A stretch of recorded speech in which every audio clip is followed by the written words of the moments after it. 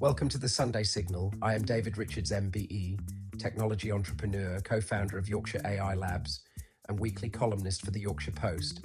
This is issue 48, Sunday the 12th of April 2026. This week, could versus should.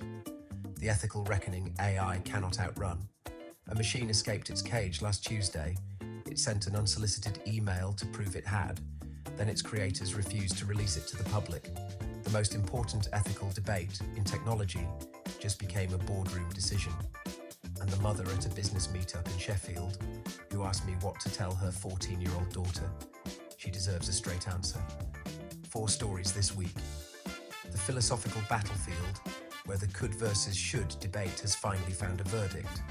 The human question underneath it, what we tell the next generation entering a world their parents no longer fully recognise. The practical toolkit because the debate does not excuse you from showing up. And the infrastructure failure that makes the whole debate irrelevant if Britain does not fix it. If you are listening for the first time, you can subscribe to the Sunday Signal newsletter at newsletter.djr.ai. The podcast is available on Spotify, Apple Podcasts and YouTube. Hit follow or subscribe now so you never miss an issue. Let's get into it. Part 1. The could versus should debate has a verdict. Anthropic just handed it down. In 1993, a fictional mathematician named Ian Malcolm stood in a theme park full of cloned dinosaurs and delivered a line that has haunted every technology ethics conference since.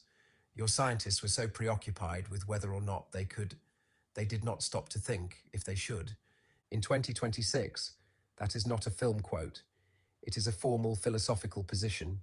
It has a name, technological restraint, and this week it collided with the hardest piece of evidence yet, that the could side has been winning the race in silence. I heard the question asked again this week, not at a conference, not in an academic paper, in a meeting room from a group of investment managers. I'd been walking them through what AI displacement actually looks like at the company level. 40% of white-collar roles exposed, businesses restructuring headcount they no longer need. Junior software engineering as a career path that is effectively closed. The jobs that used to build careers in the first 3 years after university. Gone. Not disrupted. Gone. One of the managers stopped me, looked across the table, said quietly, I accept that we can do this, but should we? It is the most honest question I get asked in any room. My answer has not changed, though I find it less comfortable every time I give it. If we do not, China will, and we will be left behind. That is not cynicism, it is geopolitics. China is investing in AI infrastructure and capability at a scale and pace that does not pause for ethical review committees. If democratic nations with functioning legal systems step back, the vacuum does not stay empty. It fills with systems built by actors with no compunction about deployment, no transparency obligations, and no alignment frameworks. The ethical restraint of the West does not make the world safer. It simply changes who holds the capability. That argument sat uncomfortably in that meeting room. It should, because it is the same argument that has justified every arms race in history.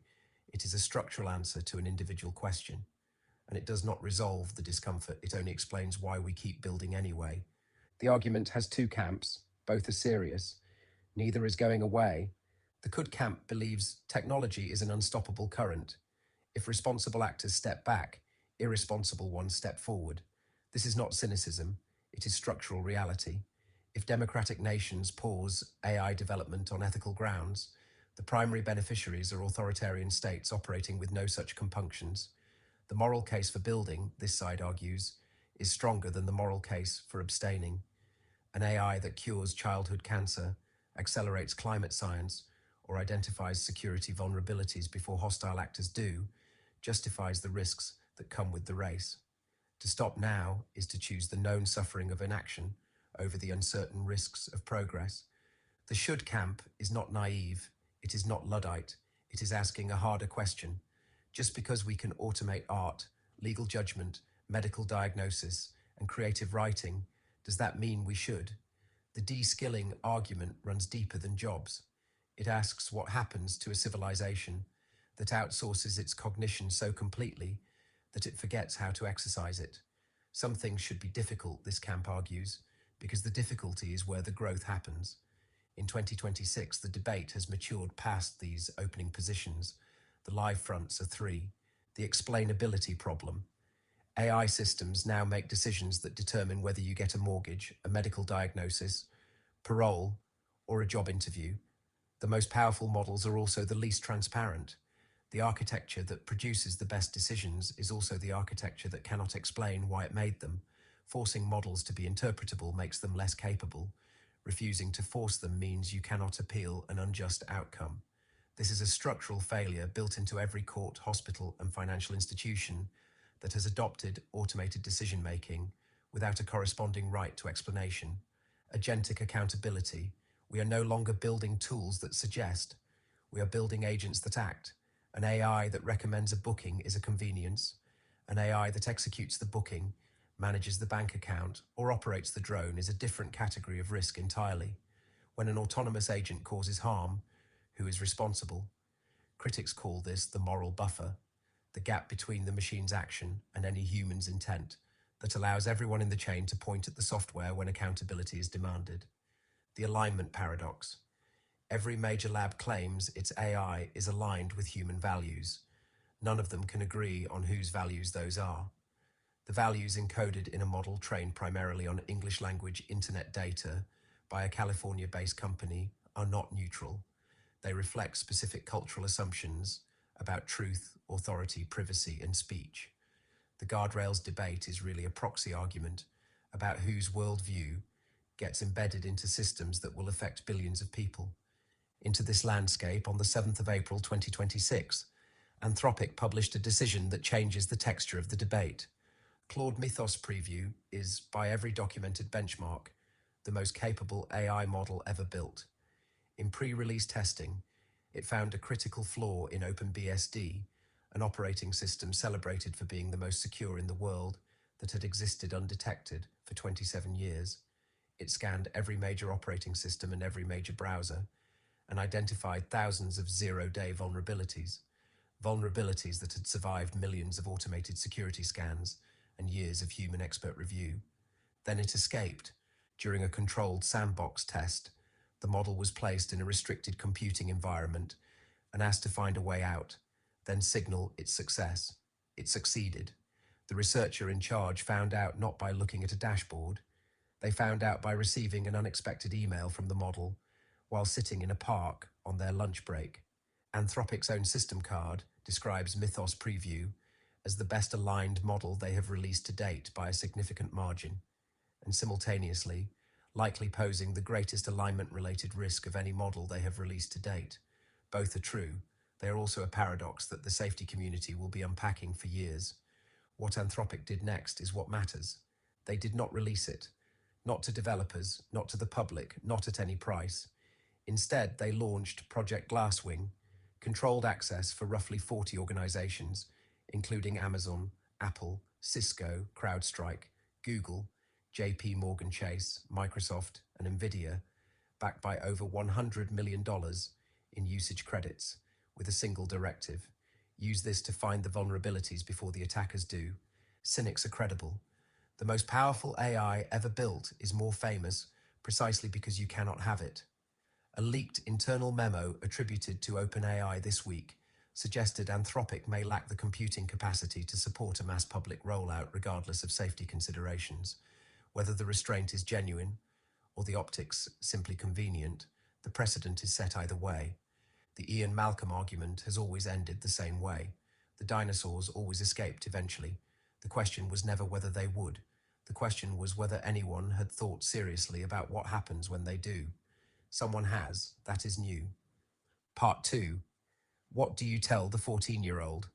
2 weeks ago at a business meetup in Sheffield, the first question in the Q&A came not from an entrepreneur or an investor, but from a mother in the room. She had a 14-year-old and an 18-year-old. She wanted to know what to tell them. I wrote about it in my Yorkshire Post column this week. Mythos makes the question harder and considerably more urgent. For a decade, the safe answer was, learn to code. Software development is the profession the machines cannot touch. Every skills framework published between 2015 and 2023 said some version of the same thing. I believed it. I founded a coding academy on the strength of that belief. That answer is now finished. Mythos did not merely match human coders. It found a security flaw that human experts, armed with the best automated tools in existence, had missed for 27 years. If you are a software security professional, the arrival of a system that finds what you missed is not a competitive threat. It is a direct challenge to the assumptions underlying your career. The IMF estimates 40% of jobs globally are exposed to AI disruption. In advanced economies, including Britain, that rises to 60%. These are not factory roles. They are the professions an entire generation was told were safe. Law, accountancy, finance, software development. The junior solicitor who spent 3 years and significant tuition fees to review contracts that an AI now processes before lunch. The paralegal whose entire function was discovery. The graduate accountant whose first 2 years consisted entirely of tasks completed in seconds by a model that does not take a lunch break. These roles are not under pressure from recession or offshoring. They are being removed by systems that are faster, cheaper, and in specific tasks simply better. The shift is not from technical to non-technical. That binary is already obsolete. The shift is from task execution to judgment, from process to purpose, from asking the machine what to do to knowing, with authority, why we are doing it. What is forming is a permanent divide, not a gradual adjustment. Those who use AI to amplify their own capability will move faster and compound their advantage with every passing week. Those who compete with it at the level of tasks will find their economic value driven down until there is nothing left to drive. The idea that a good degree in law or accountancy leads to a long, stable career is over, not damaged, not disrupted, finished. Universities have not caught up with this. Most parents have not either. The market already has. If a machine can autonomously find a 27-year-old flaw in the world's most secure operating system, then human coders are no longer the last line of defense. The human in the loop is no longer the person who finds the problem. The human in the loop is the person who decides what to do with the answer. That requires a different kind of intelligence, harder to define, harder to automate, still stubbornly human. To the mother in Sheffield, do not tell your children to learn a specific skill. Tell them to develop judgment. Tell them to go deep on the things they genuinely care about. Not because passion alone is sufficient, but because passion combined with depth produces the kind of thinking no model trained on historical data has yet learned to replicate. Tell them to use every AI tool available aggressively and without guilt, because fluency with these systems is not optional, it is the minimum. But remind them that the machine is the instrument. They are still the musician. The instrument does not decide what to play, or why, or for whom. The child who argues back, who pulls things apart to see how they work, who cannot sit still in a world that tells them to stay in their lane. That child is not the problem. That child is exactly what this age needs. Part 3, From Consumer to Creator, your 12-week AI proficiency plan. Most people use AI as a vending machine. They ask a question and take what comes out. That is the lowest value interaction available. The professionals compounding their advantage right now are not consumers of AI output. They are directors of it. They bring the judgment, the taste, and the purpose. The machine brings the speed. This is a practical, week-by-week guide to making that shift. 2 tracks, one for adults, one for children. Both start this Sunday. The tools you need, every one of these is free to begin. Gemini for text, images, video, and music. Gemini Live for real-time voice conversations. Claude for structural writing, complex reasoning, and code. Midjourney for professional visual art. 11 Labs for realistic voiceovers. Full disclosure, you are listening to this via 11 Labs right now. Cursor for building apps and websites in plain English. Commigo for children's guided learning. Suno for full-length AI music. Runway for AI video. Microsoft Designer for quick logos and assets. Links to everything are in this week's newsletter at newsletter.djr.ai. The adult track, 12 weeks, no team required. Phase 1, the writer's room, weeks 1 to 3. Week 1 kills the blank page. Open Gemini or Claude. Give it 1 sentence about a business idea, a story concept, or a topic you care about. Ask for 10 completely different angles. Pick the one that surprises you. That is your brief. Week 2 is architecture. Ask Claude to build the structure, a chapter by chapter outline, a 5-section argument, a content calendar for the next month. Claude holds context well. Paste your messy notes. Ask it to organize them, the skeleton in 30 seconds that would have taken you an afternoon. Week 3 is iteration. Do not ask the AI to write the whole piece.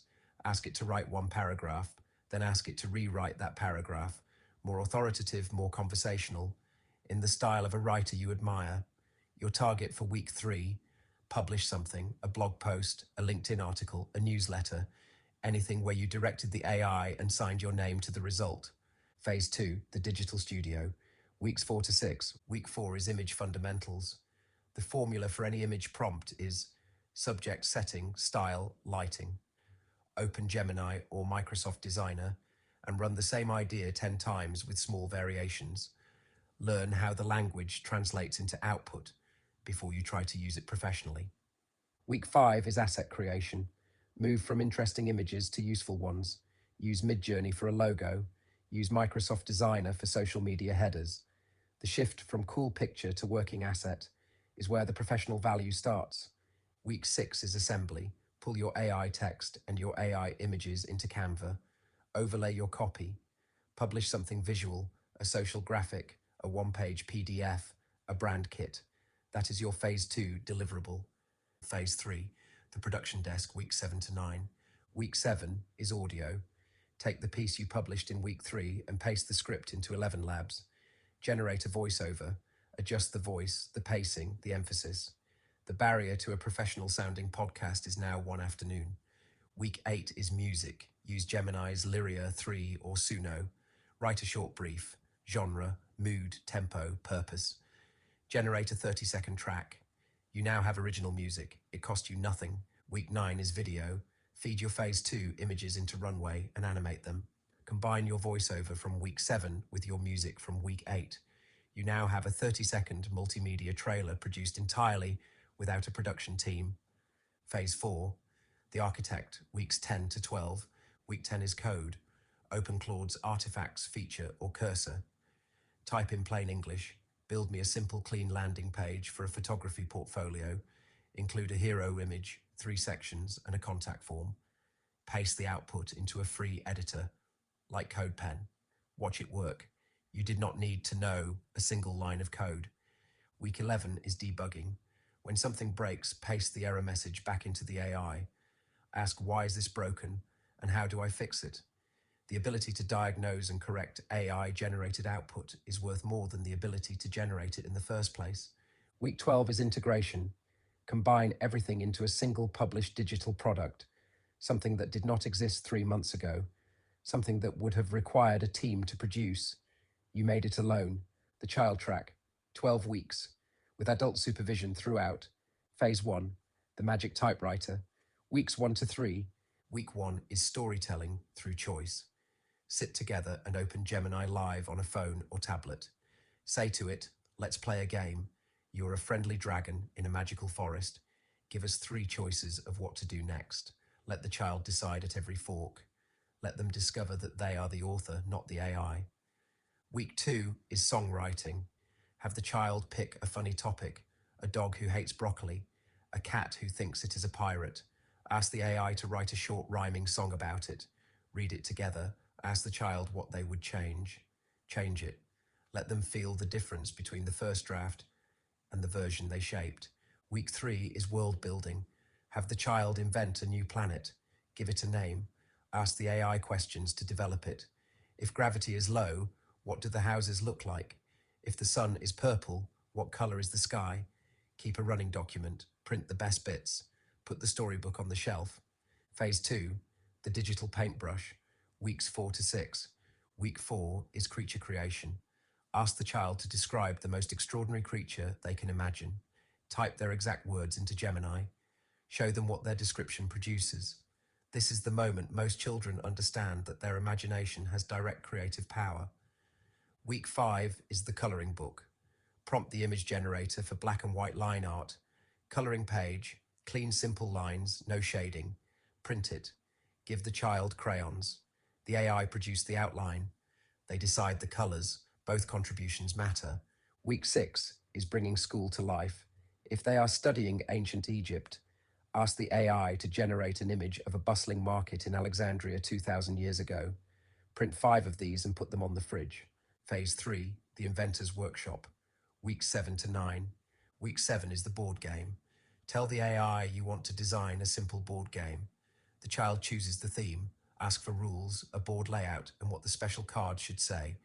Write the rules together, draw the board by hand, play the game that evening. Week 8 is guided learning with CanMeGo. This is the only tool specifically built for children. It does not give answers. It scaffolds reasoning. Ask it to help with a maths problem, a history question, or a writing assignment. The child has to work for the answer. That is the point.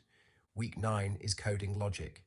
If the child uses Scratch, use the AI as a logic guide, not a shortcut. Ask, I am making a game where my cat jumps over obstacles. How do I make it jump when I press the space bar? Let the child read the explanation and implement it themselves. The AI explains. The child builds. Phase 4, the director's chair, weeks 10 to 12. Week 10 is the interview. Use Gemini Live in voice mode. Tell the AI, act as Neil Armstrong and let my child ask you questions about landing on the moon. Let the child lead, encourage follow-up questions. This is not a gimmick, it is one of the most effective history lessons available. Week 11 is the theme song. Take the creature or the planet from phase 1. Use Suno or Gemini to generate a 30-second theme song for it. Let the child choose the genre. The character they created now has music. Week 12 is the showcase. Print the art, read the story aloud, play the theme song. This is their show and tell. They wrote the narrative, directed the visuals, and commissioned the music. They did not consume content this month. They created it. That distinction, at 12 years old, is the one that will matter most by the time they are 30. 3 rules that apply to both tracks. You are the director. The AI is the crew. The output is only as good as the brief. Vague prompts produce vague results. Every professional skill you already have makes your prompts better. Iterate. Do not regenerate. The first output is never the final output. Ask the AI to adjust, sharpen, rewrite, or rethink. The gap between the first draft and the 5th draft is where the quality lives. Verify before you publish. The models are better than they were. They still get things wrong. Read everything before it leaves your hands. Your name is on it, not the machine's. The Digital Forge. Thursday, 16th of April, 2026. Sheffield. Story 3 covers the toolkit. This event covers what happens when you put it to work. I am hosting the Digital Forge in Sheffield this Thursday, an evening built around one question. How do you actually use AI to build a company? 4 exceptional speakers. Chris Dalrymple, co-founder of Mina, £6 million raised. Exited to Corpay, now working with scaling founders across the north. His keynote explores where real competitive advantage now sits when building software gets easier. Dr. Rob Ward, CEO and co-founder of Digital CNC, a University of Sheffield. AMRC Spinout, building an AI-first deep tech company that is transforming precision manufacturing. Tim Craggs, CEO of Exciting Instruments, a frontier company in single molecule detection with experience across Cambridge, Yale and Oxford. Deep science, innovation and commercialization. Amber Jardine, investor at Mercia Ventures, backing early-stage high-growth companies across deep tech and B2B SaaS. A direct view of what investors are and are not seeing in AI-enabled businesses right now. The conversation from this week's newsletter does not end when you press pause. Thursday is where it continues. Details at yorkshireailabs.com. Thursday, 16th April, Sheffield. Part 4. Britain is not losing the AI race. It is pricing itself out of it. The investment manager asked me, should we be doing this? I gave the standard answer. If we do not, China will, and we will be left behind. I believed it when I said it. I still believe it. But I find it considerably harder to say convincingly when, on the 9th of April, OpenAI paused Stargate UK, its planned multi-billion-pound data centre at Cobalt Park, North Tyneside, and walked away citing a single problem. Electricity is too expensive, not regulation, not talent, not planning permission, or political instability or lack of ambition. The electricity bill. This is the whole game. AI runs on power. Data centers are factories. If your energy costs are uncompetitive, everything built on top of them becomes uncompetitive. The frontier model, the startup, the skills ecosystem, the sovereign capability, the story you tell your children about the careers available to them, all of it rests on whether you can afford to run the machines. OpenAI's Stargate program committed $500 billion over 4 years to build AI infrastructure. The Texas campus is under construction. Norway and the UAE have projects. The UK version at Cobalt Park on the banks of the Tyne was a fraction of that scale. It was also not viable at current energy costs. The government responded with its press release. Since Labour came to power in 2024, the UK's AI sector has attracted more than £100 billion in private investment. The data centre was located in a designated AI growth zone. We are continuing to work with OpenAI and other leading AI companies. None of that changes the electricity bill. There is also a second problem, quieter but just as damaging. OpenAI's internal concerns include the unresolved question of whether Britain will allow AI companies to train on copyrighted material. The government had been moving towards an opt-out arrangement. A backlash from the creative industries stopped it. The policy uncertainty that followed has not resolved. When you are deciding where to commit billions in infrastructure over multiple decades, unresolved regulatory questions matter as much as energy tariffs. This connects directly to the conversation in that meeting room.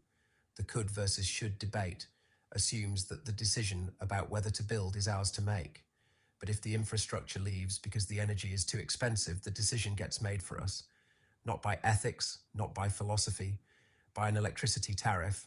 The geopolitical argument is only valid if the conditions for building exist. You cannot claim AI leadership without the compute to back it. You cannot build the compute without affordable energy. And you cannot attract the investment that funds all of it if you price yourself out before the conversation begins. OpenAI did not walk away from a hostile environment. It walked away from a spreadsheet.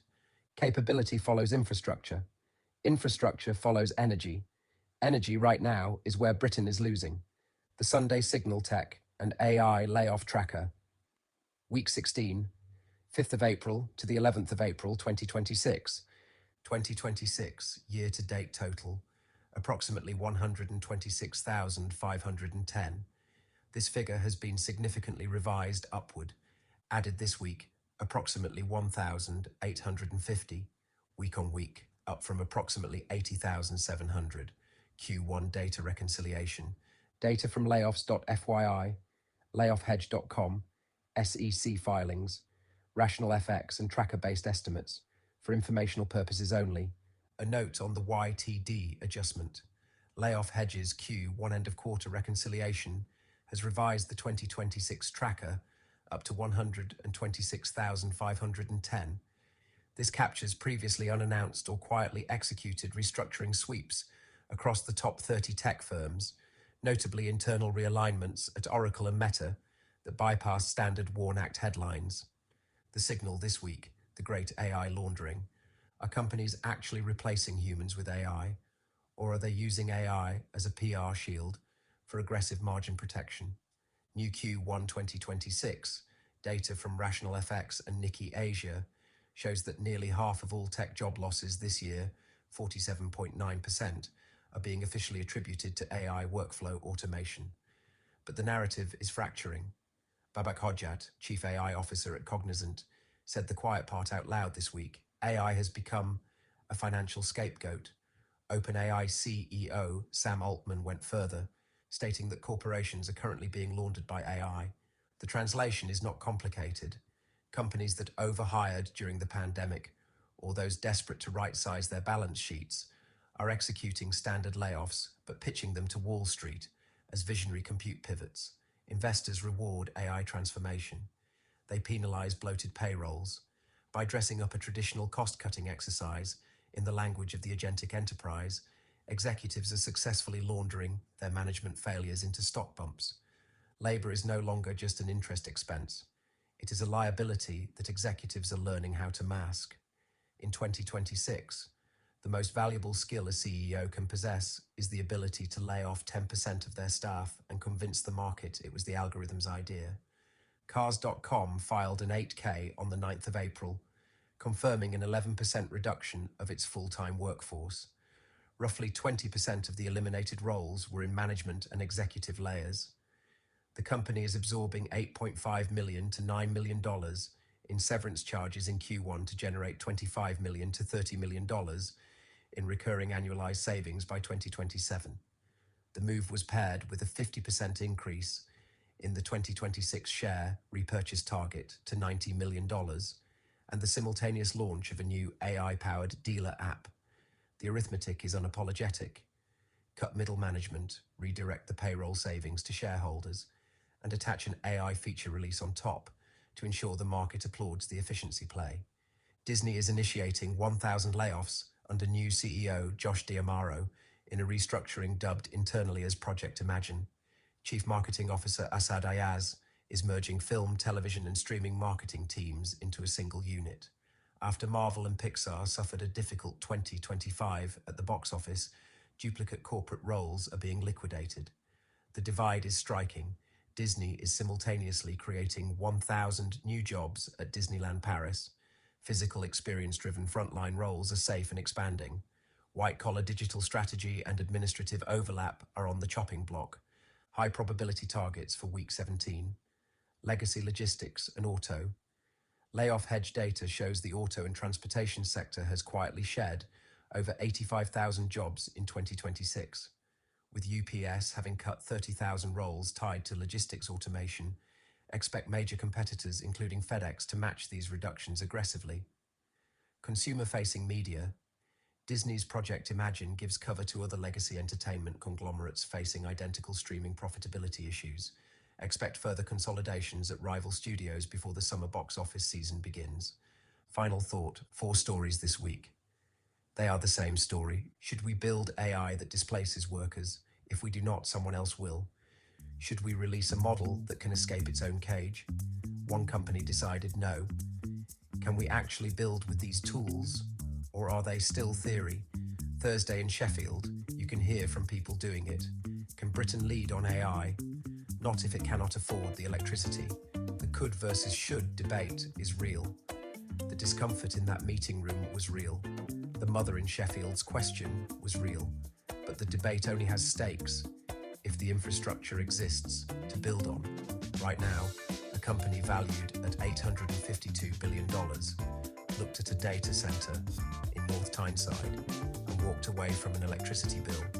That is the answer to the investment manager's question that I did not give in the meeting room. We should, but we are also making it structurally impossible, and those two facts are on a collision course.